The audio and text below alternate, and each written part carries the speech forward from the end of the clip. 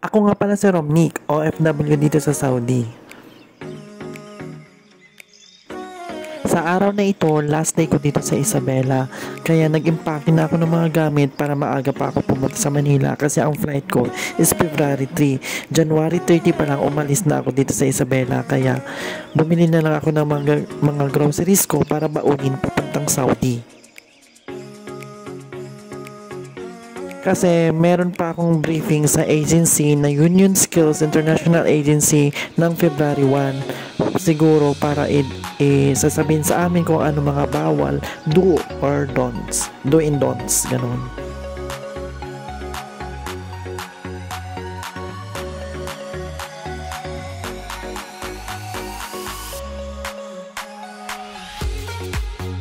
Nagdala na ako ng mga konting gamit, white t-shirt or polo, ganun, para may susuotin na lang ako para sakaling may interview, may formal shirt ako, ganun. Binigyan ako ni Chora ng pabangong, kaya ayan, tinatali ko yung plastic para hindi matapon sa maleta ko, kasi baka mamaya itapon-tapon nila yung maleta ko, nabasa na yung mga gamit ko.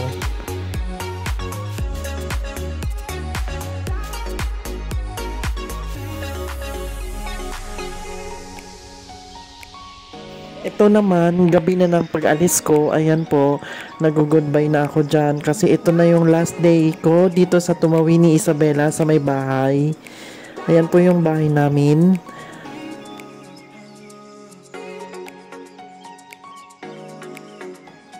Ito naman, nagpa-picture pa ako para may remembrance.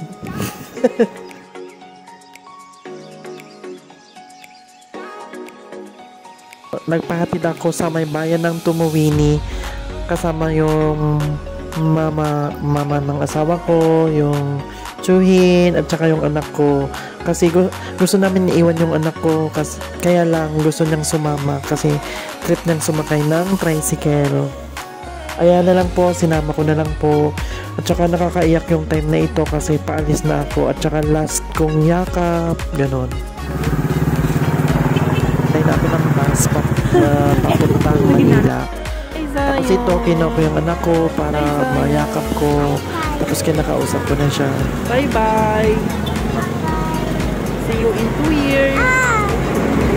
Tata!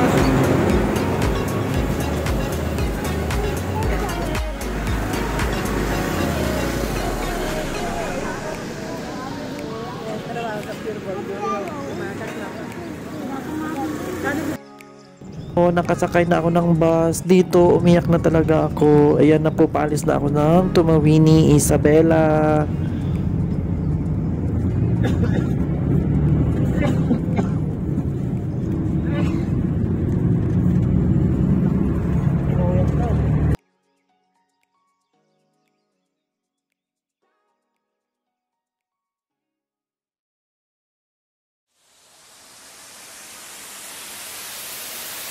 Dito na ako sa may nirentahan kong bahay dito sa Manila. Ayan po, paalis na ako niyan papuntang airport ng 12 o'clock kasi ang flight ko is 6 ng umaga.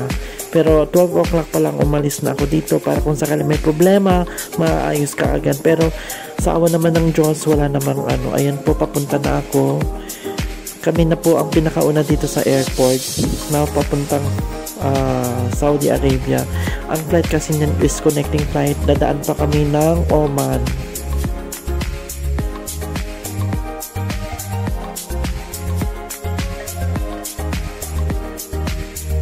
Ayan po, papunta na ako ng airport.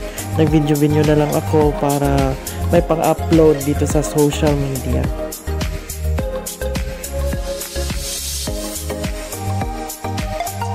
Nung time na ito, na-excite ako at saka mixed emotion kasi naiiyak ako kasi hindi ko na makikita yung anak ko. Sa video ko na lang, makikita ko na lang siya after 2 years.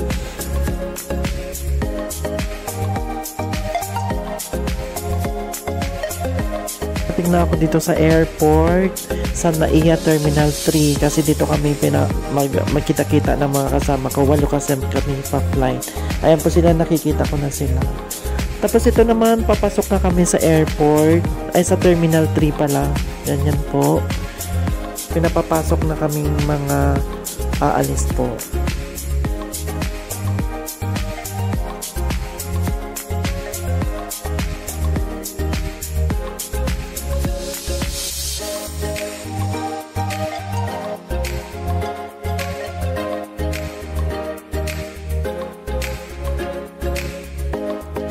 Ito yung mga kasama ko mag-flight. Pinapa-check-in na kami. Magcha-check and baggage na kami. Ayan po. Napipila na lang po kami. Pero wala pa dyan yung yung magcha-check-in ng baggage namin. Nagpipila na kami. Kami ang pinakauna sa pila. Ayan po. Tapos ayan, picture-picture muna kami.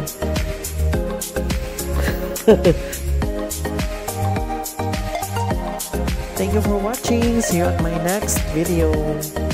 Ito na po, isa na po akong ganap na OFW.